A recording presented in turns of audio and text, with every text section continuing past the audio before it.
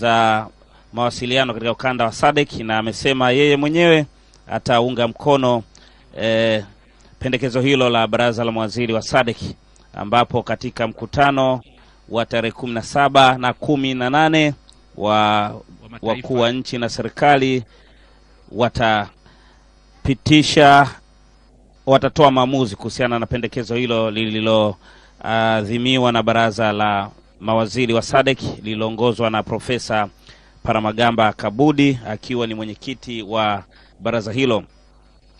Kwa mujibu wa taarifa ambayo imetolewa hii leo baada ya mazungumzo ya viongozi hao wawili, ni kwamba pia ameahidi Rais Ramaphosa kuongeza nguvu kuwezesha soko huria kwa Afrika, lakini pia kuwezesha miradi mbalimbali ikiwemo swala la kuongeza ununuzi wa bidhaa za Tanzania. Kumbuke kwamba Tanzania imekuwa ikiuza bidhaa yake nchini Afrika Kusini, na Afrika Kusini ikiwa pia ikiuza bidhaa zake katika nchi ya Tanzania.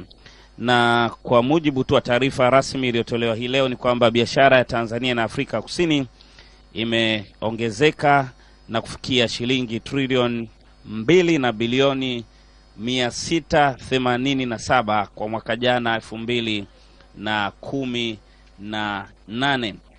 Na ukiangazia kwa takwimu za SADC ni kwamba Afrika Kusini inaongoza Afrika Kusini katika kufanya biashara katika ukanda wa SADC, ambapo asilimia yote huenda Afrika Kusini. Na Rais Magufuli pia katika mazungumzo yake baada ya mkutano na mwenzake na mgeni wake Rais Matamela Cyril Ramaphosa alisema ni vyema sasa Tanzania ikaanza kuvutia wawekezaji kutoka nchini Afrika Kusini, kwa sababu wamesema Tanzania hivi sasa inaelekea uchumi wa kati, kwa ni vyema pia kuvutia wawekezaji na wafanyabiashara kuja kuwekeza nchini Tanzania. Pia katika swala zima la utalii, Rais Magufuli aligusia ni kwamba nchi ya Afrika Kusini imekuwa ni mfano mzuri sana, ambapo kwa mwaka inavutia idadi ya watalii milioni 5 ukilinganisha na Tanzania ambayo inavutia watalii milioni 1.5, licha ya kwamba nchi hizi zote zimekuwa na vivutio vingi kweli. Lakini Tanzania ukiangazia pia mbalimbali ikiwemo vivutio vya hifadhi za taifa, mbuga za wanyama, lakini pia vivutio vya fukwe, lakini vivutio vya utamaduni pia navyo vimekuwa ni miongoni mwa rasilimali tosha. Na sasa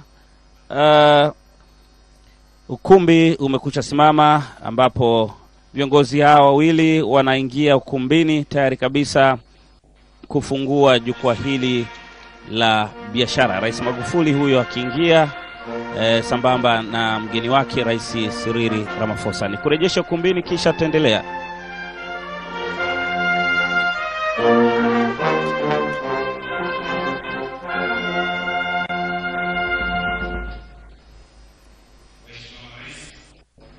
Naomba sasa mtuongoze kwa nyimbo za taifa, na nichukue nafasi hii sasa karibisha blast band ya Jeshi la Polisi kwa nyimbo za taifa.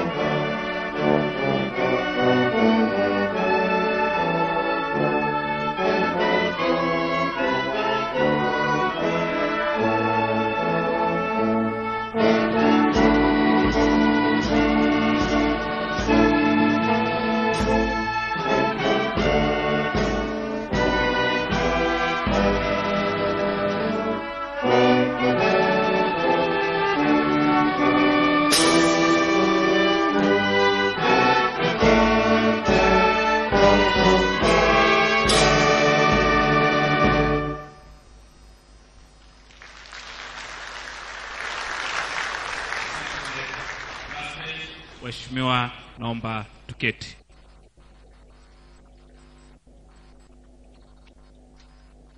Waheshimiwa marais,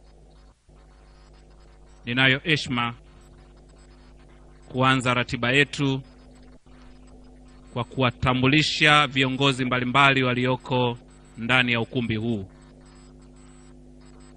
Kwanza kabisa, naomba tutambue uwepo wa waheshimiwa mawaziri wa serikali ya Jamhuri ya Muungano wa Tanzania pamoja na Jamhuri ya Afrika ya Kusini. Naomba kwa pamoja tusimame.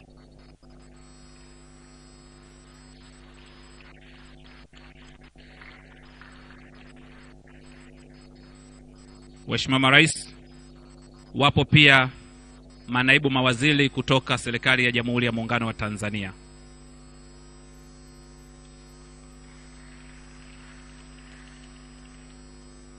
Pamoja nasi tunao wakuu wa vyombo vya ulinzi na usalama kutoka serikali ya Jamhuri ya Muungano wa Tanzania pamoja na Jamhuri ya Afrika ya Kusini.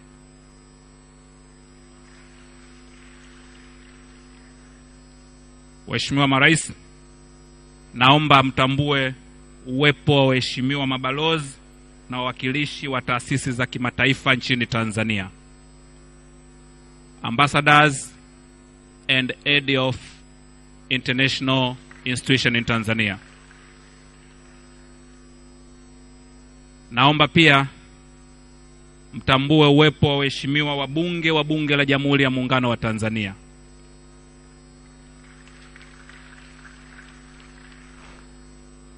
Waheshimiwa marais, naomba mtambue uwepo wa wenyeviti wa bodi za taasisi za umma Jamhuri ya Muungano wa Tanzania pamoja na watendaji wakuu wa taasisi hizo.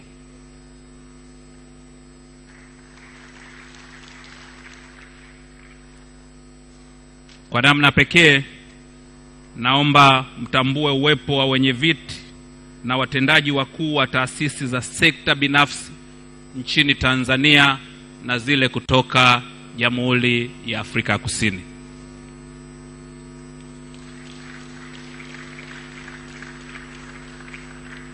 Waheshimiwa marais, pia ndani ya ukumbi huu tunao wazee wa mkoa wa Dar es Salaam wakiongozwa na mzee Joseph Butiku, mwenyekiti wa taasisi ya Mwalimu Nyerere Foundation.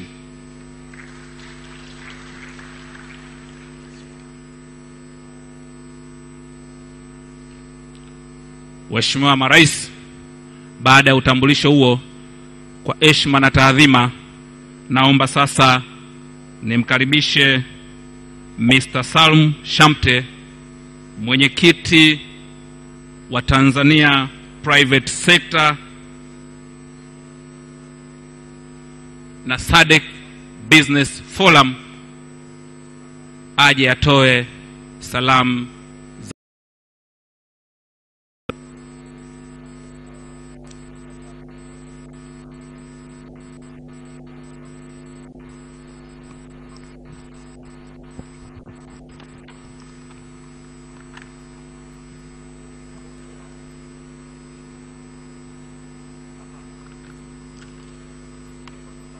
Your Excellency, Dr. John Pombe Joseph Magufuli, President of the United Republic of Tanzania, Your Excellency, Matamela Cyril Ramaphosa, President of the Republic of South Africa, Honorable Ministers from the governments of South Africa and Tanzania, Honorable Deputy Ministers, Honorable Members of Parliament, Your Excellencies, Ambassadors and members of the Diplomatic Corps, distinguished business leaders and government officials from Tanzania and South Africa, invited guests, all protocols observed, good afternoon.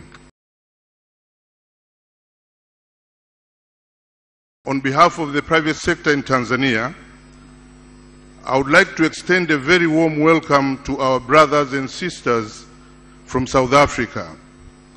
Welcome to Tanzania and welcome to the city of Dar es Salaam, the haven of peace.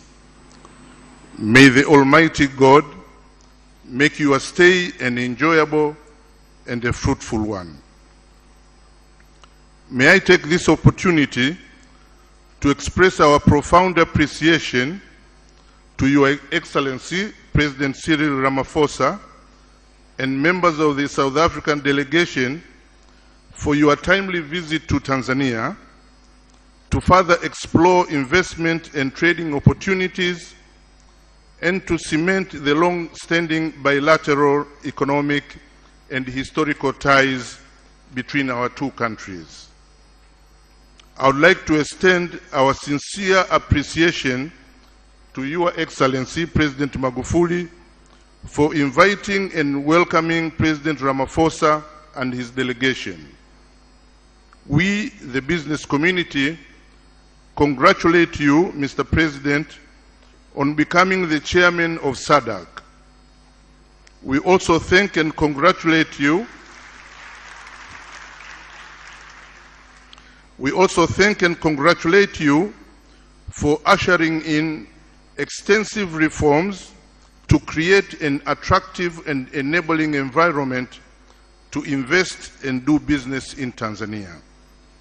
We believe that during your term as chairman of SADC, you will continue to persuade all SADC countries to seriously focus on creating sustainable and enabling environment for the private sector to prosper and take advantage of the opportunities presented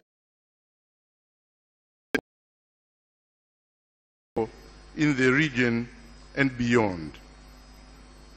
Your Excellencies, your presence today signals the commitment you have in championing and advancing private sector development as engines of growth. This will lead to the prosperity of businesses, employment, and economic progress of our countries and our people. We would like to assure you of the support and commitment of the private sector in ensuring that together, in partnership, we succeed in this noble endeavor. Your Excellencies, today's forum affords an opportunity for the South African delegates to learn, share experiences, and exchange information about Tanzania's numerous investment and business opportunities. It is also an avenue which will establish robust linkages leading to creation of viable business connections and partnerships for the mutual benefits of the citizens of Tanzania and South Africa. Your Excellencies and distinguished ladies and gentlemen, Tanzania is among the top 5 fastest growing economies in the whole of Africa, growing at around 7% per annum for the last decade. Tanzania offers massive opportunities in agriculture, livestock, fisheries, mining, tourism, manufacturing, transport, logistics, construction, to name but a few sectors. The 5th phase government of the United Republic of Tanzania, under the able leadership of His Excellency Dr. John Pombe Joseph Magufuli, has focused on industrialization as a vision towards achieving middle income status by 2025. Apart from adopting a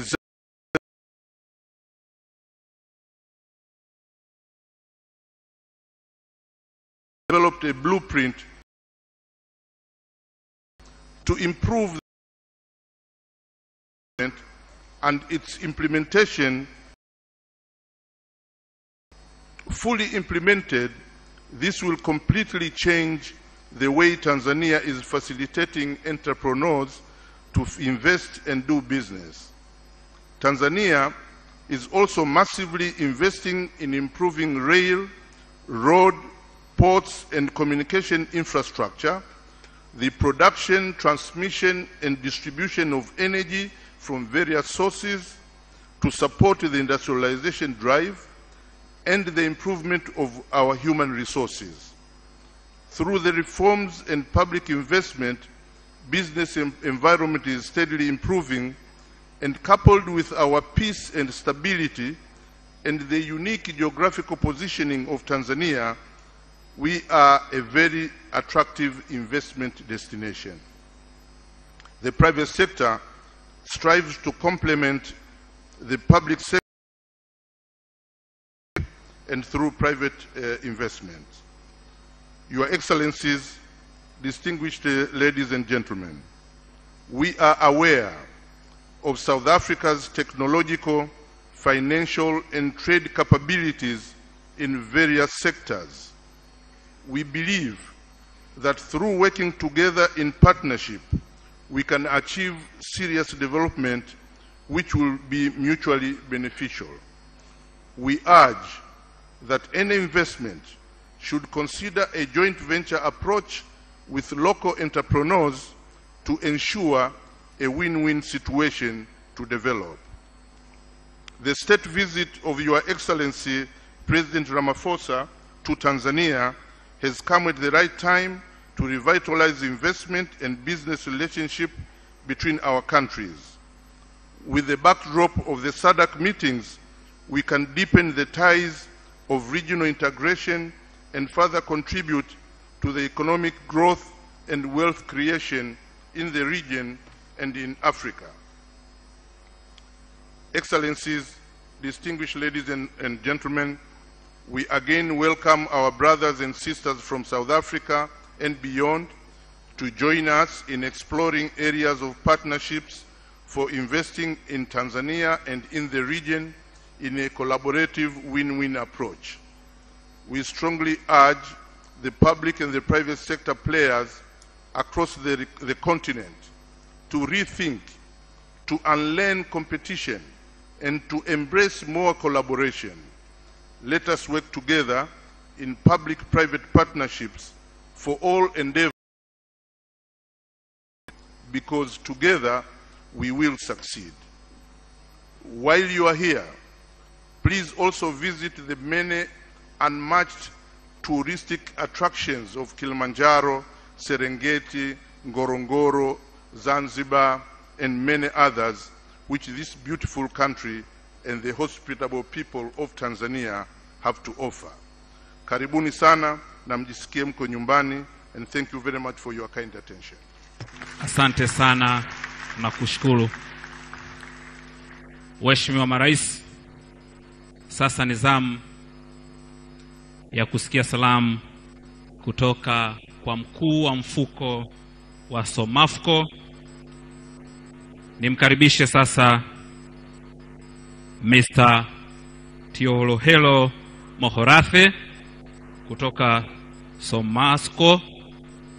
Somafco, kirefu chake ni Solomon Maharang Freedom College. Asante na karibu. Your Excellency President Dr. John Pombe Joseph Magufuli, President of the United Republic of Tanzania, Your Excellency President Cyril Matamela Ramaphosa, President of the Republic of South Africa, Honorable Ministers, Honorable High Commissioners and Ambassadors, Honorable Permanent Secretaries, distinguished guests, ladies and gentlemen, all protocol observed. My name is Tlulu Muhlati. I grew up in Morogoro from 1983 to 1989.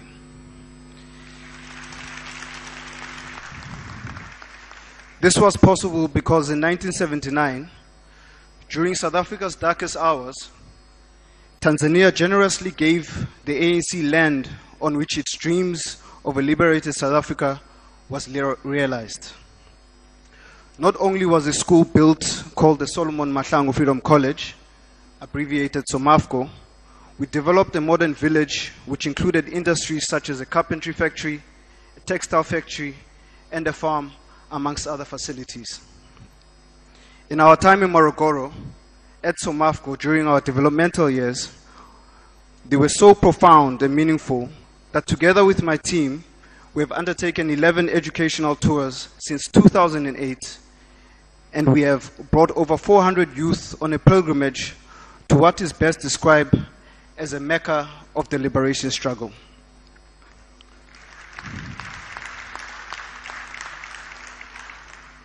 What is special about this year, apart from the obvious engagements and bilateral discussion, is that we have brought business partners who President Ramaphosa insisted we mobilize to make serious investment proposals in Tanzania. I would strongly encourage you to stay after our principals and left, because these businesses don't want to merely invest in Tanzania, but they are looking for real impact. For example, one company and our state-owned DFI, the DBSA, are seeking to support President Magufuli's inspirational drive in rail projects, road, and the ports, as mentioned earlier. They are already training train conductors in South Africa, renewable energy. They are open to partnerships to make this happen. Last but not least, we as the Somafco Trust are pleased to share that we have been working with global consulting engineering firm Oricon to launch an exciting precinct project in Morogoro.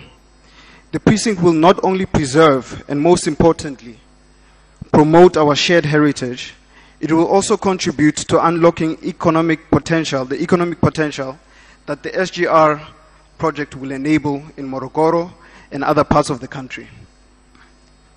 President Magufuli, Mazimbu ni nyumbani. Ni nyumbani yetu, and we are truly passionate about this country and would like to ask you to please join President Ramaphosa, who over the last 3 years has steadfastly supported the project we've been pursuing. Please join him in supporting this project, and we'll take it from there. Asanteni. Naomba tumshangilie kwa makofi mengi tafadhali. Mheshimiwa Marais Dr. John wa Jamhuri ya Muungano wa Tanzania na Mheshimiwa Cyril Ramaphosa, Rais wa Jamhuri ya Afrika ya Kusini,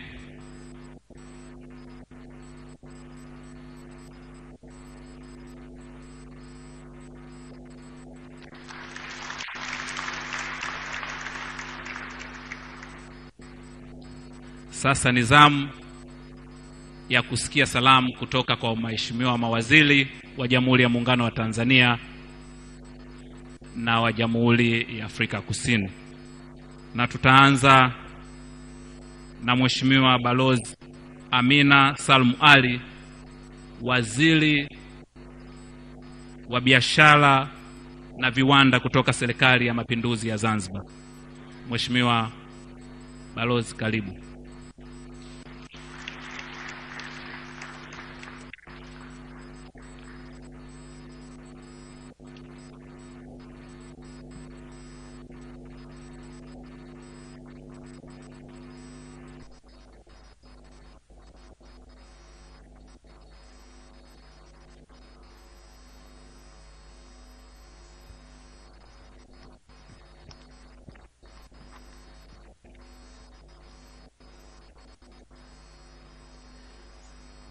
Mheshimiwa Dr. John Joseph Pombe Magufuli, Rais wa Jamhuri ya Muungano wa Tanzania, Mheshimiwa Cyril Ramaphosa, Rais wa Jamhuri ya Afrika Kusini, Mheshimiwa Kabudi, Profesa Kabudi, Waziri wa Mambo ya Nje na Ushirikiano Afrika Mashariki,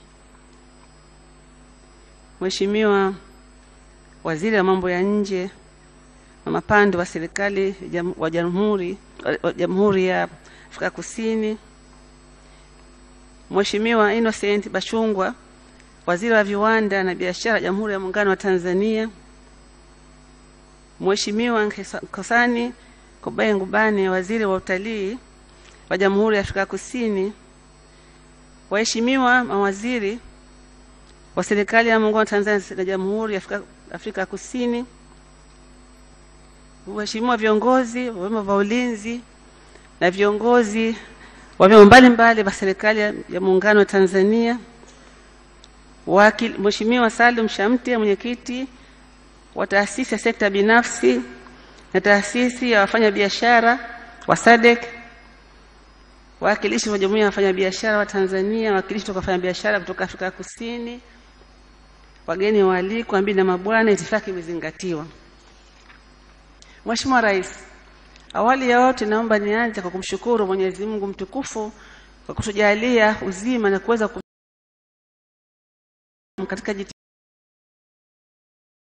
wa nchi zetu mbili, Tanzania na Afrika Kusini. Pia namshukuru Mwenyezi Mungu kwa kuzijalia nchi zetu hizi kubaki katika hali ya amani, utulivu na upendo katika jamii yetu, na tunamuomba Mola wetu aendelee kuzibariki nchi zetu hizi na watu wake ziendelee kuwa ni nchi za amani na utulivu daima na milele.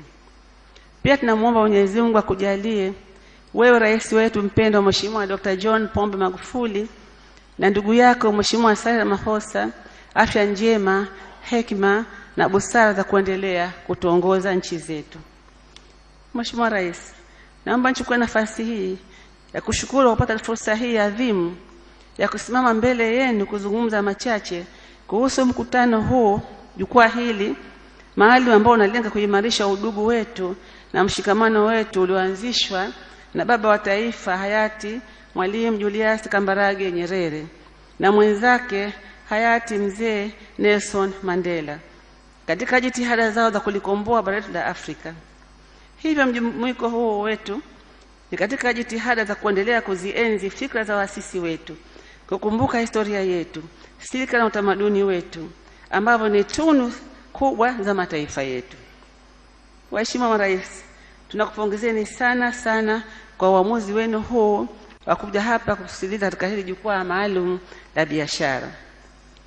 Mheshimiwa Rais, Watanzania na Waafrika Kusini ni wamoja na tumekuwa tukishirikiana katika mambo mengi ikiwa ni pamoja na kufanya biashara na uwekezaji.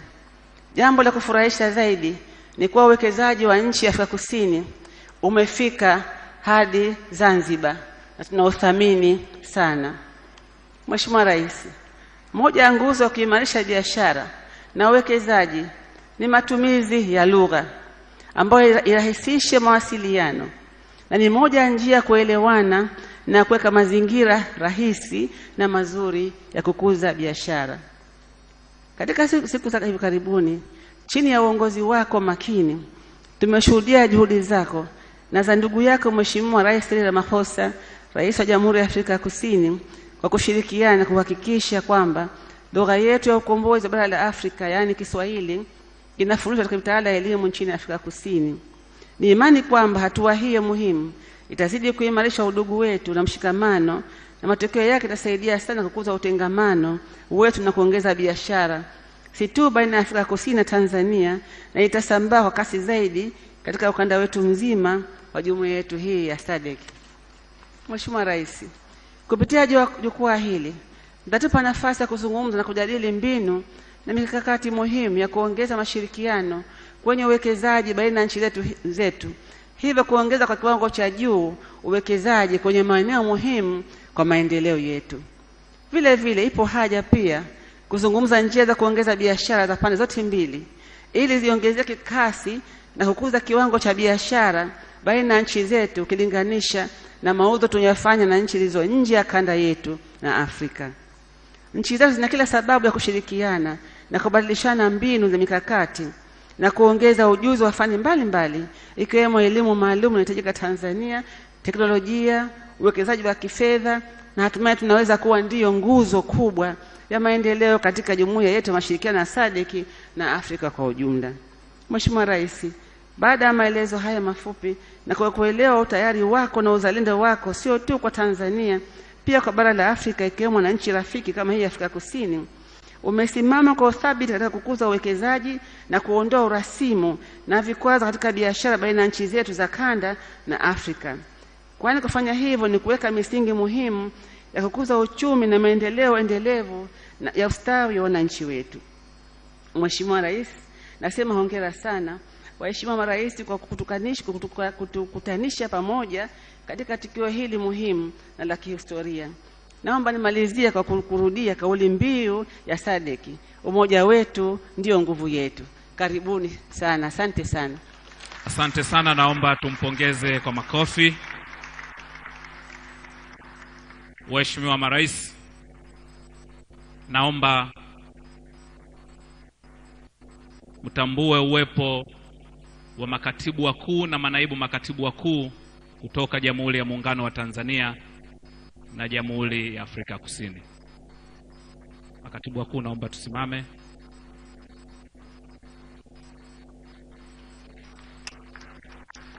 Asanteni sana.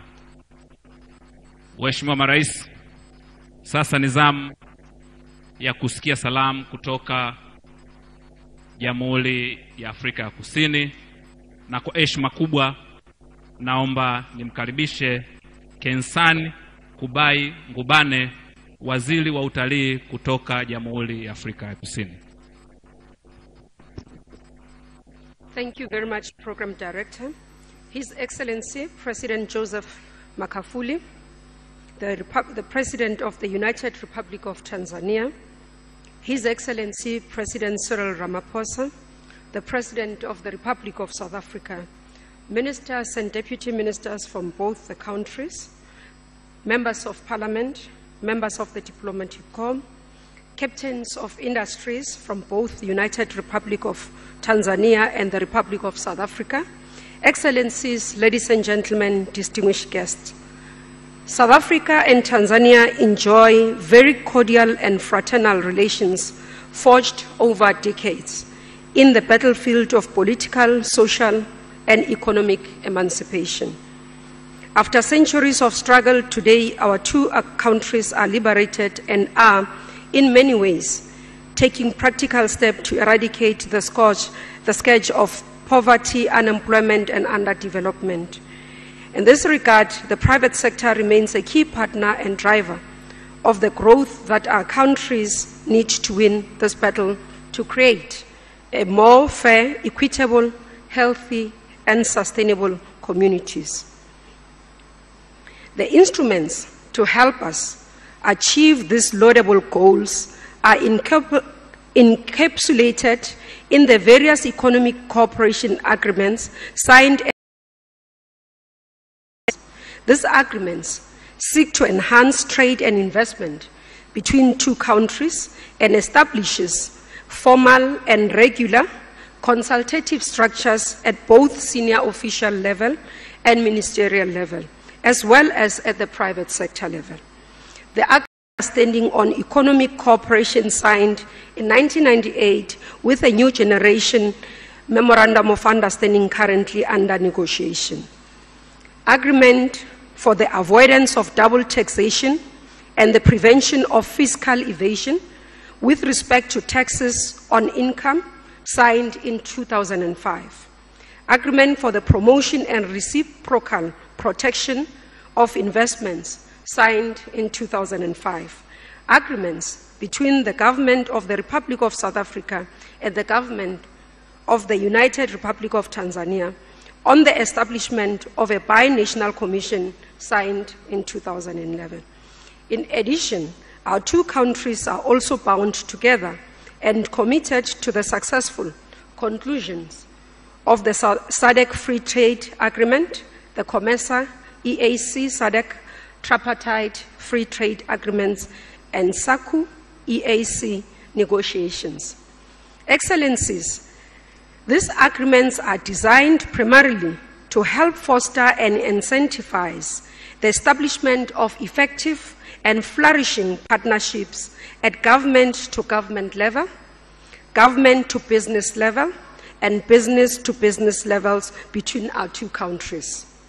It is within this spirit that our government, ably led by President Cyril Ramaphosa, has made a conscious and deliberate decision to advocate for the inclusion of a business forum on the margins of every state visits or high-level event to accentuate the importance of partnerships and cooperation to enable the realization of strategic objectives outlined in our national, regional, continental, and international levels. However, we must recognize that as governments, our role is to create an enabling environment that incentivizes, protects, and encourages the private sector to unleash the power of their creative abilities, ingenuity, and entrepreneurial spirit in order to translate public policies into more trade and more investment, more growth, more jobs, which is the bedrock of every nation that aspires to climb the upper echelons of prosperity, well-being, and wealth. It is our deep desire to work together with the government and people of Tanzania to achieve these noble goals. In this regard, it is incumbent upon our two countries to put in place measures and instruments that will be required to assist us to better manage and deal with the opportunities, challenges, and threats that could be generated by what we envisage and expect to be a very exciting and promising future characterized by increased bilateral two-way trade and investments. We owe it to the current and future generations to establish a solid and effective platform that should, if well and properly managed, catapult our two countries as leading players in the African continental integration and economic development agenda. With those words, and on behalf of the management, and again, thank you for hosting us here today, colleagues sana siyabonga na kenza. Asante sana Mheshimiwa Waziri kwa salamu kutoka kwa wenzetu Jamhuri ya Afrika ya Kusini. Mheshimiwa Marais, kwa heshima kubwa sasa ni zamu ya Mheshimiwa Innocent Basungwa, mbunge, waziri wa viwanda na biashara kutoka Jamhuri ya Muungano wa Tanzania.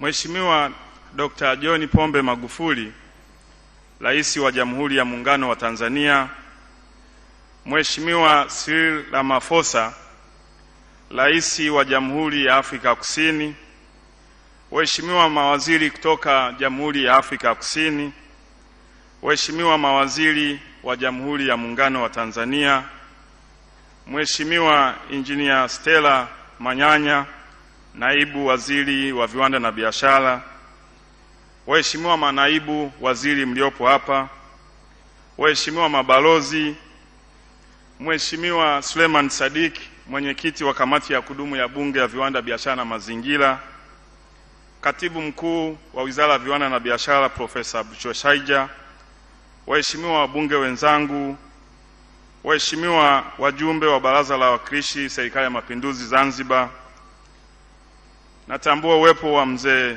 Joseph Butiku, mwenyekiti wa Nyerere Foundation, waheshimiwa makatibu wakuu na manaibu wa katibu wakuu, viongozi wa vyombo vya ulinzi na usalama, mwenyekiti wa Tanzania Private Sectors Foundation mzee Shamte, wafanyabiashara kutoka Jamhuri ya Afrika ya Kusini, wafanyabiashara kutoka Tanzania, viongozi wa taasisi, sekta binafsi na umma mliopo hapa, waheshimiwa maraisi, awali ya yote niungane na waliotangulia kuongea kumshukuru Mwenyezi Mungu kwanza kwa kuwajalia afya njema marais wetu. Lakini pia waheshimiwa maraisi, namshukuru sana Mwenyezi Mungu kwa kudumisha undugu na urafiki uliopo baina ya nchi zetu. Namshukuru Mwenyezi Mungu kwa yote. Waheshimiwa maraisi, niungane na wewe Mheshimiwa Rais wetu Dr. John Pombe Magufuli,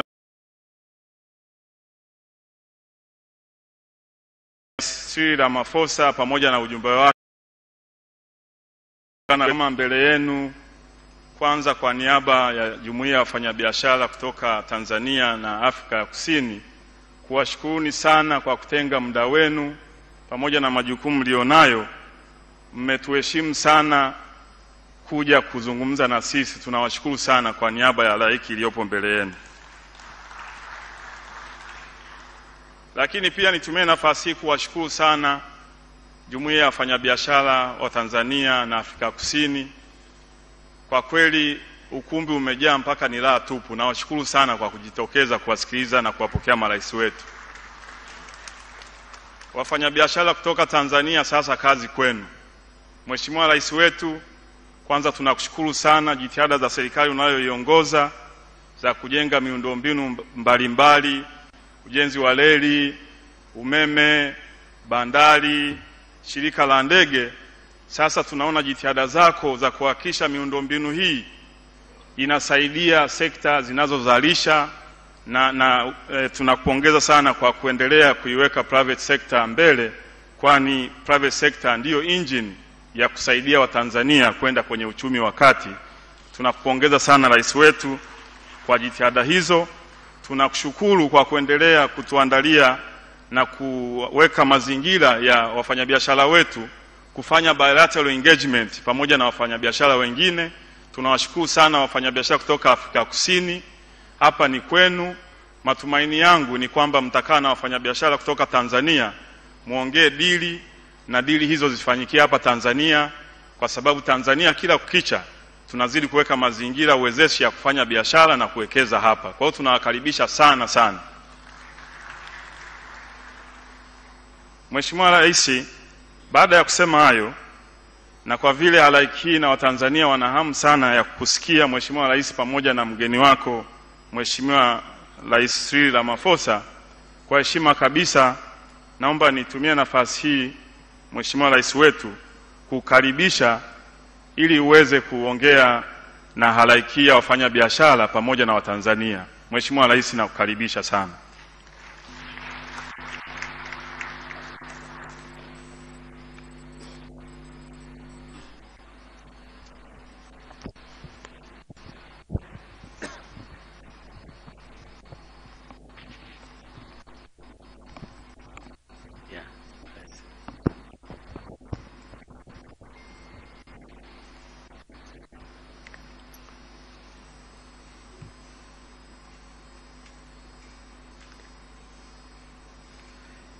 It makes me very difficult which language I should use.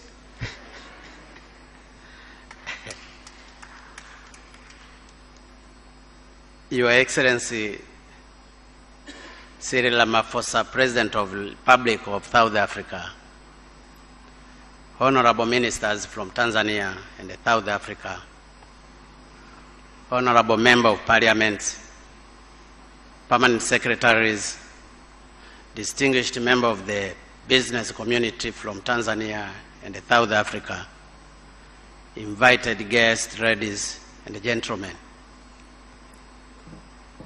I feel greatly honored to have the opportunity to attend a business forum between Tanzania and South Africa for the second time.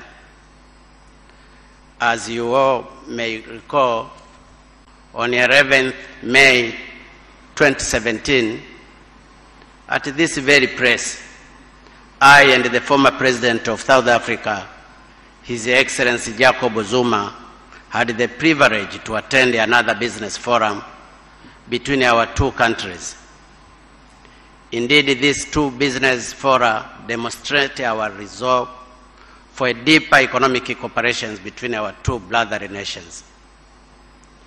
Before I proceed with my remark, allow me, on behalf of the government and the people of the United Republic of Tanzania, to once again extend a very warm welcome to Your Excellency and my dear brother, President Ramaphosa.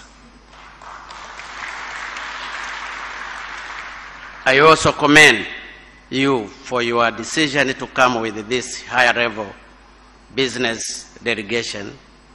In this regards, I would also like to warmly welcome my brothers and sisters from the South African business community who have come to meet their Tanzanian counterparts in order to discuss and explore business opportunities between our two countries.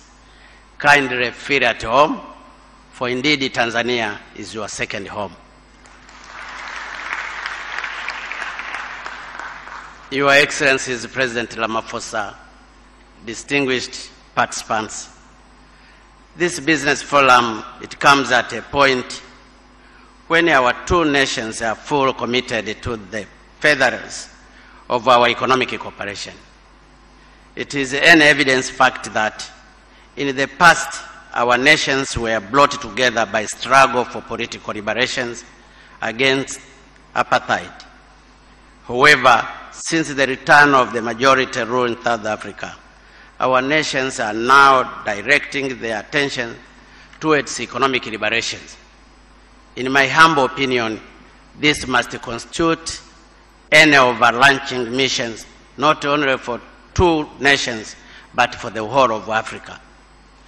This is important because even our political liberation will make no sense if this mission remains unaccomplished. For we shall remain dependent on economic powerful nations. Therefore, as a friendly and brotherly nations, we must direct our effort towards economic liberations. That is only directions left ahead of us, and we have no other choice. As such, this business forum must bring us together in a view to diverging on implementation concrete strategies for a more profound cooperation in the domain of trade and investment. Indeed, our shared history has taught us to work closely. Let us continue in the same directions. Your Excellency President Ramaphosa, honorable readers, distinguished participants, statistics can attest to this fact.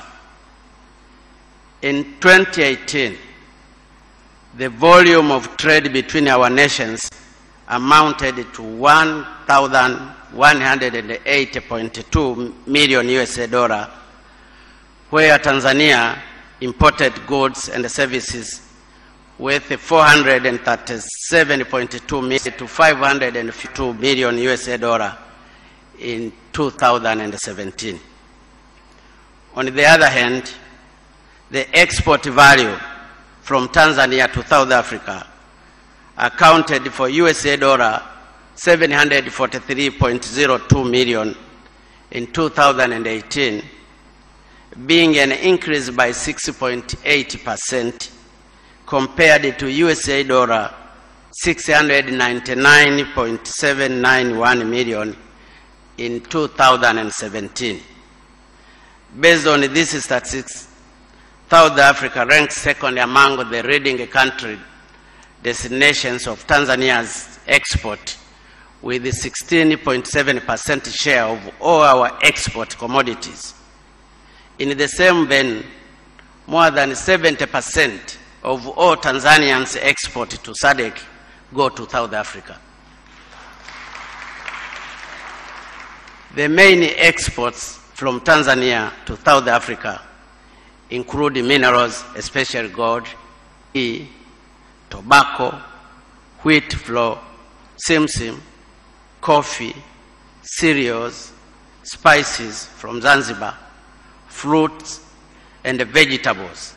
Tanzanians' major imports include various types of machineries, electric equipments, beverage, sugar, rubber, cosmetic, detergents, vehicle, plastic, 0.05 million, availing 21,075 employment opportunities, making it the 13th largest investors in Tanzania. Your Excellencies, President Ramaphosa, honorable readers, distinguished participants, a quick assessment of the few statistics that I have just presented attest to the strength of our cooperations in trade and investment and that this cooperation has been growing year after year. Furthermore, the balance of trade between our nations is yet another indicator of our close cooperations. Certainly, these achievements are ascribed to our long-standing diplomatic, political, and economic ties. Despite this achievement, a lot of trade and investment potentials remain unexploited. In fact, if we fully utilize all the available opportunities, our bilateral trade and investment cooperation would attain a new and unprecedented height. The industrial sector presents a major investment opportunity which is full aligned with the visions of the current 50th government. It is a fact manufactured goods is still very low. And so, is it contributions to the nation's gross product, GDP, it is actually less than 15%. Therefore, as a nation, we are determined to products with a view to cutting down the amount of primary goods exported out of our country and finished goods imported from abroad. We won't fabricate textile from our cotton to process meat. Actually, Tanzania is the second largest amount of animals after Ethiopia. To fabricate leather materials using our livestock, to process fish from our ocean, lakes, rivers, and ponds, to produce sugar and edible oil using our locally available produce, and etc. Our ultimate goal is to reach a stage where we can process all our primary goods and eventually abandon the current practice of exporting raw material from our country. Exporting raw material means you are also exporting jobs. In line with this above argument, I recognize that South Africa is one of the major buyers of minerals and precious stones from Tanzania. We invite you to build mineral smelters and refineries in order to add value to the mineral product prior to the exportations. I'm certain that you have the necessary technology and the donors are open for the door are open for investment in this area. And I'm really assuring you the door is open and will continue to be open for this area. Of particular importance is that the issue of investment in pharmaceutical industries. Our country, and I believe this is the case with the other SADC countries, spend a lot of foreign exchange for importations of medical supplies.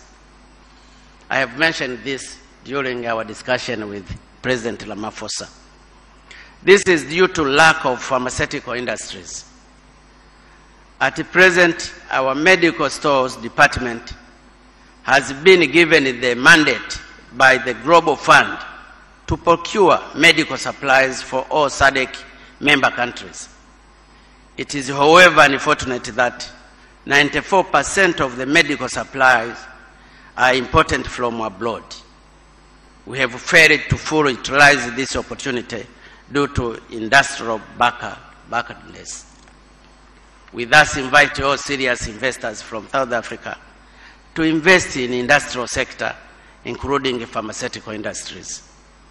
Our major focus resides on industries that utilize the locally available primary goods. It goes without saying that South Africa is far more advanced in terms of industrial technology compared to many African countries. So the room is there for you. It is therefore important and useful to share experiences and utilize the available technology to develop the industrial sector in Africa, and more so in the SADC sub-regions. Your Excellency, President Ramaphosa, ladies and gentlemen, tourism is another area with huge investment potentials. For those who might not be aware, Tanzania ranks second in the world of number of tourist attractions behind Brazil. However, these attractions have not been developed and fully utilized to contribute the rightful share to the GDP. It is in these recognitions the government is undertaking a concerted effort to promote the tourist sector by focusing on all tourist circuits, the northern, the southern, and the northwest circuit. For instance, we have recently established 3 new national parks in the northwest circuit, and another one is due to be established in the southern circuit. Efforts are also being undertaken to develop beach tourism along the coast of Indian Ocean, with a coastline covering 1,424 kilometers. Measures are also underway to develop sports, culture, and historical tourism. In this regard, we call for investors from South Africa to invest especially in tourist infrastructure, including hotels, camps, transport, and etc., both in the mainlands and the If time so permit, please visit some of our tourist attractions. Do not only for the enjoyment, but also for exploring and identifying areas for investment. Your Excellencies, it is clear that South Africa has made great strides in field of motor assembly. When I came to your country during the inauguration ceremony of my brother, His Excellency Ramaphosa, I was able to see myself the advancement you have attained in motor assembly technology and how you encourage your people to purchase vehicles assembled in South Africa. In fact, I did not see old vehicles causing noise and air pollution on the road, especially for those roads which I used during the time when I was in South Africa. We also invited serious stakeholders, all business people from South Africa, assembly industries in our country. The market is huge and readily available. Actors from South Africa. Your Excellency President Ramaphosa, honorable leaders, I have so far pointed out some investment opportunities available in our country. At this juncture, I deem it important to explain very briefly effort being undertaken by the government to create a conducive environment for trade and investment. First and most importantly, the government has established a new ministry specifically responsible for investment under the Prime Minister's office. Secondly, in order to promote industries and investment, we have set export processing zone and special economic zones. We have further continued to put in place enabling infrastructure, including the implementation of various energy projects in order to reduce production cost. One of them is the flagship project of Nyerere Dam in Rufiji Basin, coast regions, which will generate 2,115 megawatts. We have also undertaken to develop transports and transportation infrastructure, including road, air, water, and railway transport. Regarding air transport, we have revamped our national carrier, Air Tanzania, and as you might have witnessed, we have recently established direct flight to South Africa. This direct flight is scheduled 4 times a week. This arrangement will facilitate not only trade and investment, but also promote tourism between our countries. In line with that, airports are being expanded. I am sure you have seen it. Roads are constructed all over the country. Marine ports are being expanded and a new ship constructed. Most importantly, we are constructing a standard gauge railway covering 1,800 kilometers from Dar es Salaam to Mwanza, Kigoma regional, and then the railway line will later connect our neighboring Burundi and Rwanda. Because our country has its door large open to all and international. In this, all investors not to head to street propaganda that our country is not investors friendly. Those are empty words uttered by individuals with ill intentions against our nation. This government is a great friend of all investors. Above all, Tanzania is a peaceful country and a politically stable. The investment environment is therefore predictable. Do not be deceived.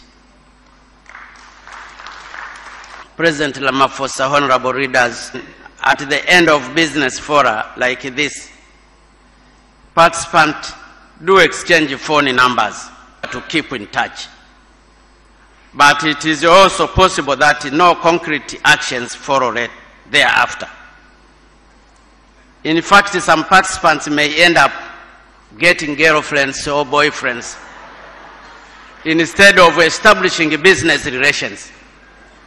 That said, I do intend to stop you from getting girlfriends and boyfriends, but I just wanted to summarize my message in the following terms. 1, your discussion must focus on concrete issues rather than generalities of which no implementation can be affected. 2, upon the conclusions of the forum, secure business partners and reach some concrete preliminary arrangement. Number 3, identify areas of trade and investment and prepare for implementation. Without concrete resolutions and a follow-up for implementation, this forum might not yield intended results. After this remark, I wish you a successful forum and a fruitful deliberations for the mutual benefits of our both country and their people. May God bless you all. Thank you for your kind attention. Asanteni sana kwa kunisikiliza.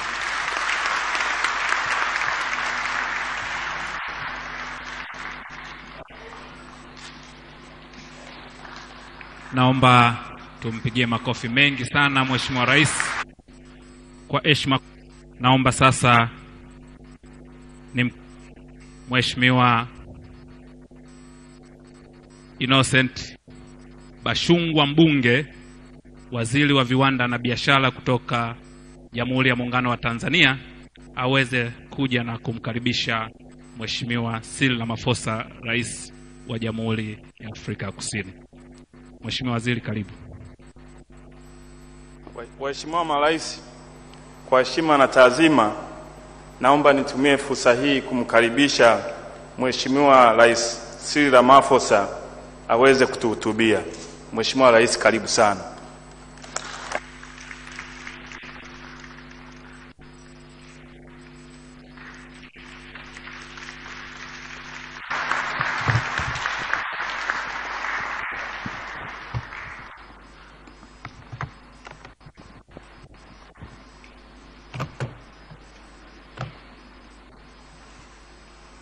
Program Director,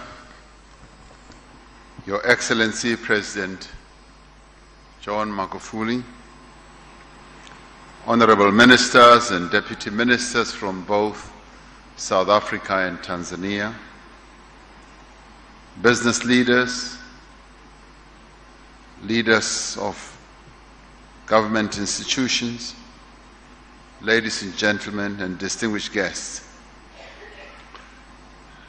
I'd like to first express my gratitude to all of you who have taken time to come to this business forum. This is one of the most well-attended business forums that I have been to in my humble view. Thank you very much. We are pleased to be in your beautiful country, President Magufuli. We as South Africans also come from a very beautiful country. But because Tanzania and the people of Tanzania carved a very historic place for their country to be regarded as the Mecca of the struggle. It has been whispered to me that God is about to decide which one of the two countries is the most beautiful. And I'll whisper it to you during the dinner tonight, President Magufuli. So you might be able to get another accolade as a country. But I have no doubt it will be said that, having said that, allow me, Your Excellency, to pass on our condolences to the families and to the people of Tanzania following the devastating disaster that led to the deaths of more than 70 people. We wish the families of those who have lost their loved ones strength as they go through this valley of darkness, as they come to terms with their loss. But we also wish those who are still in hospital a good recovery. South Africa and Tanzania are bound together by a shared history and a shared vision of a united and prosperous Africa. We can never express our gratitude enough as South Africans for the support that you gave us as a country during our days of struggle, during our most difficult period in the history of our country.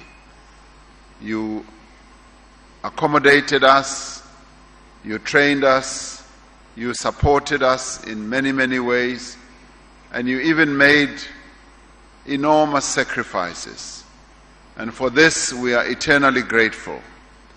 We're eternally grateful, and that is why the bonds between us are not only historic, but they are also the bonds of blood, and we thank you for this.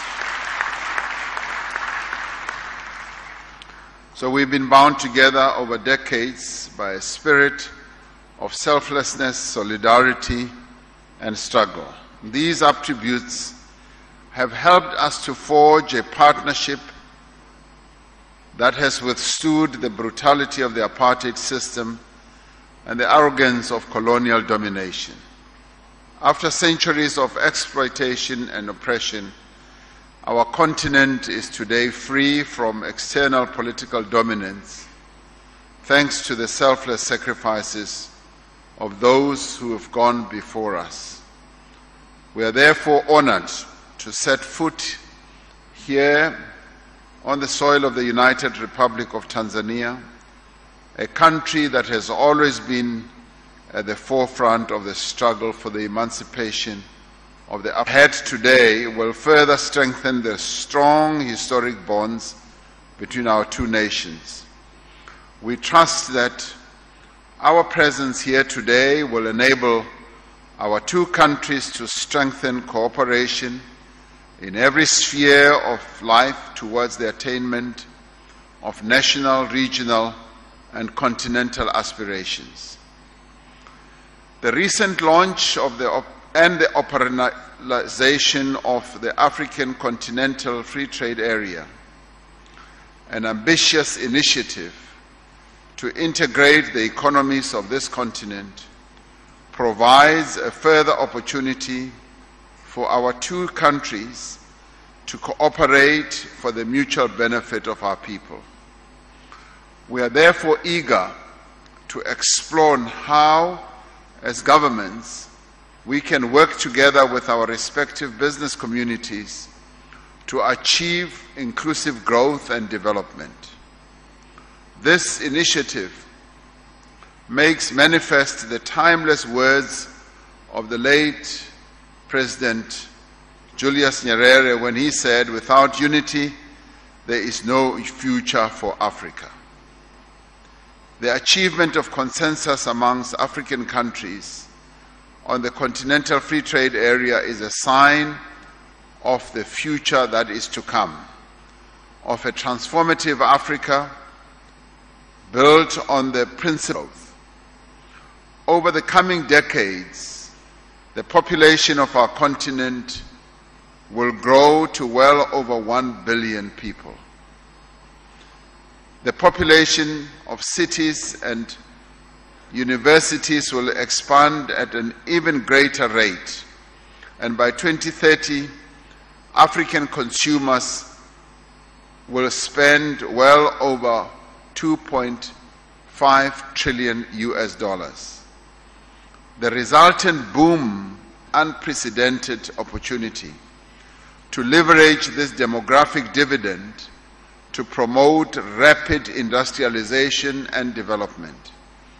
By realizing this opportunity and grabbing it,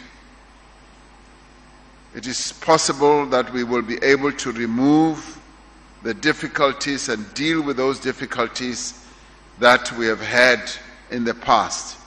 But in order to do so, we will have to remove barriers that prevent business from thriving. Our own country is currently going through a low cycle of growth.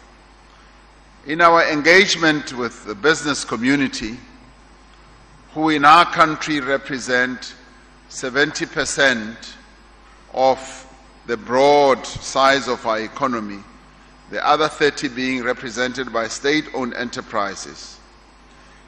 As we have engaged with them, they have cited a number of reasons why we may be growing at such a low rate. And some of those reasons they have cited have been policy uncertainty and inconsistency. They have extolled us to business from investing and to enhance the ease of doing business and establish one-stop offices that will ensure that the arbitrariness in the application of laws and regulation and the bureaucracy that seeps in to impede business confidence is done away with. We have paid heed to these concerns and have found that by paying attention to these matters actually increases the confidence of business people in doing business in our country. Some of the issues that they had raised with us were fairly simple and straightforward things, such as visa regulations. They said the visa regulations that we've got are too stringent, and as a result, they prevent not only tourists from coming to South Africa, but they also prevent business travelers, executives and managers from coming to South Africa easily. And they have said to us, remove all these barriers and you will see that your economy will begin to respond in a positive way. They have also said, and they identified a number of reasons, and they have also said the arbitrariness of government officials in stopping businesses from growing is something that we should pay attention to. And they cited examples like in the mining industry, for instance, an official will just arrive after a worker has been injured on the finger or in the hand and shut down the mine for the whole day. And they've said, that is too arbitrary. You should not do that because that kills business confidence. And they say increase business confidence and increase their trust in your ability to apply the laws of the land, and you will see that business confidence will increase. This is what we are about now. We are involved in a mission to increase business confidence because we want to attract a lot of these people with a lot of money to come to South Africa to invest. So the creation of a conducive environment for investment is therefore essential for economic growth and job creation. All this can only be achieved through cooperation between business and government, where each party heeds each other's concerns. Where the business sector also does pay heed to the concerns that the government has to say, and vice versa. As we take steps to address these economic challenges that our country faces, we are forging stronger relations with business, but not only with business, with labor as well, and community-based organizations, so that we can tackle job creation and ensure that there is social justice across a number of areas of human endeavor. To generate our economy and to put our country on a growth trajectory, we have decided to focus on a number of key priorities. The one is to transform the economy of our country and create jobs. The other one is to focus on education and skills and health, and to consolidate the social wage through reliable and quality basic services that we want to continue making available to the people of our country. We also are focusing on human settlements and the spatial integration in our country, and strengthening the various levels of government, particularly government at local level, which is the real reciprocity of investment. Because when investors invest, they don't invest at State House or, in our case, at the union buildings.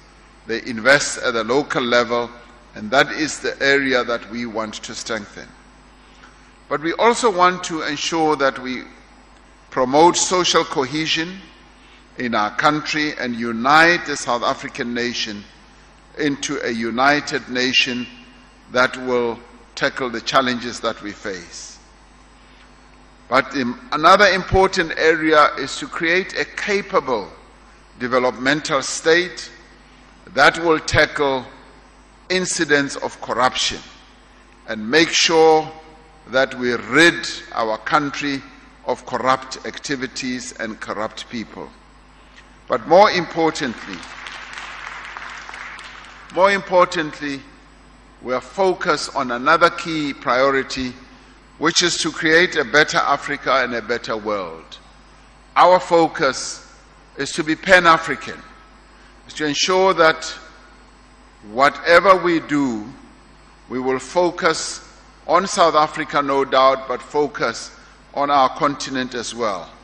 And it is for this reason that we felt honored to be invited here, because this is part of our process on ensuring that we unite our efforts in the two countries so that we can tackle economic growth together.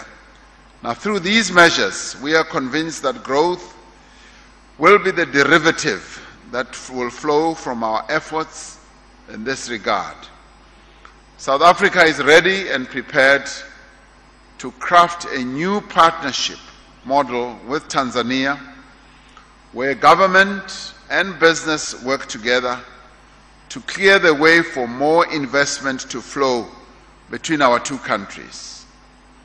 I'm therefore extremely pleased that specific project ideas have been presented and discussed during the course of this business forum.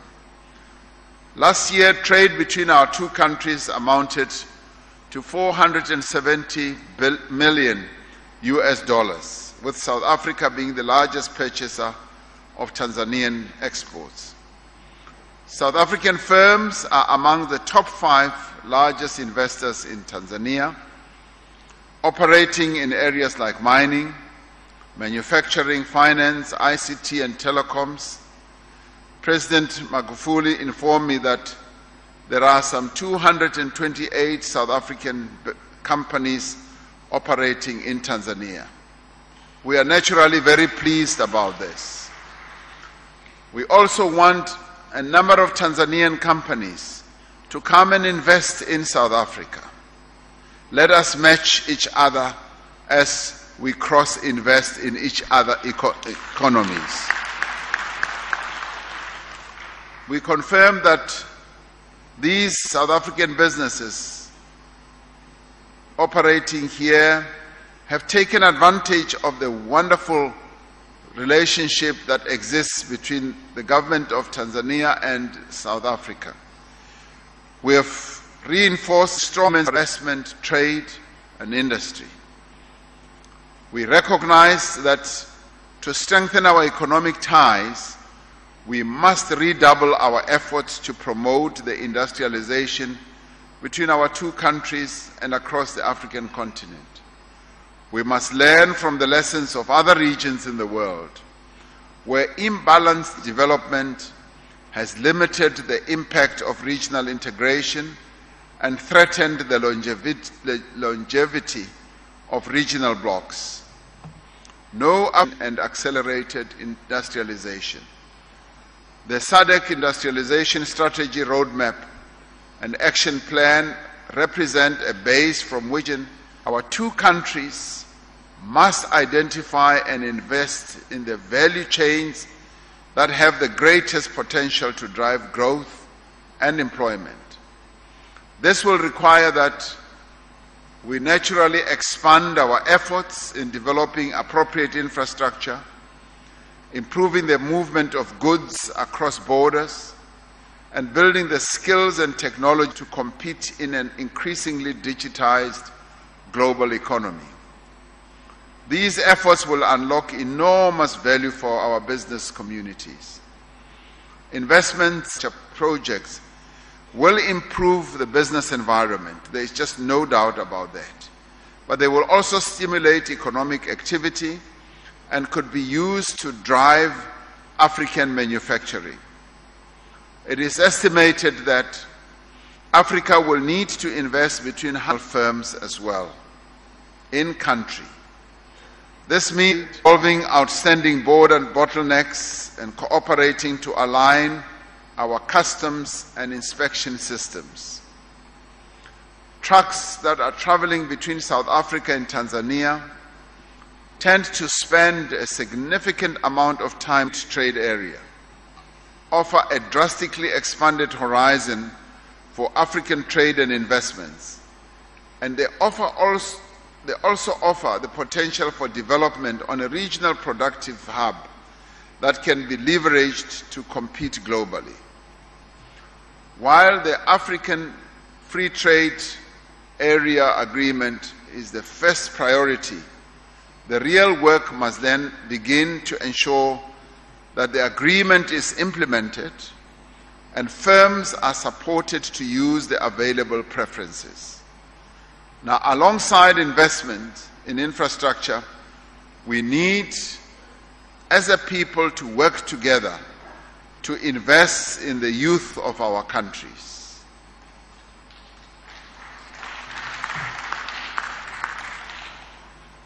The youth of our countries are the future of our continent. For the Continental Free Trade Area to succeed, we are going to need those young people to be skilled and to have a knowledge base that will enable them to build competitive industries and to open up new economic frontiers. They are the ones who will inherit the success and the progress that will be yielded by this new free trade agreement. As companies invest, they need to be encouraged to promote the development of local skills and capabilities, not only to sustain their own enterprises, but to also develop the local economies on which business growth depends. Africa has great challenges, but it is also a vast continent of great unprecedented opportunity. Now the whole world is looking at Africa to be the next growth story in the economies of the world. And we as Africans better get ready. We better get ready to reap this great benefit that we are going to, because we are the ones who are going to be leading in the creation of new technologies. We are the ones who are possibly going to be the factory of the whole world, just as China has been the factory of the world. And more, we are going to inherit that mantle, and we better be ready. And our companies sitting here better be ready for this new frontier that is approaching us. It is ours. The hour for Africa has arrived. Now, even as we do this, we have no doubt about the difficulties involved in trying to get onto this platform. Our objective to build thriving, integrated, and inclusive economies will require the work of a generation. But this is work worth doing, and this is a future worth building. Together we fought colonialism, and together we fought apartheid, a horribly evil, oppressive system. We fought both evils and defeated them. Now together, we now have the great opportunity to build a prosperous future for the people of Tanzania and for the people of South Africa, and indeed for the people of our continent as a whole. Let us take this opportunity and make it real. Thank you very much.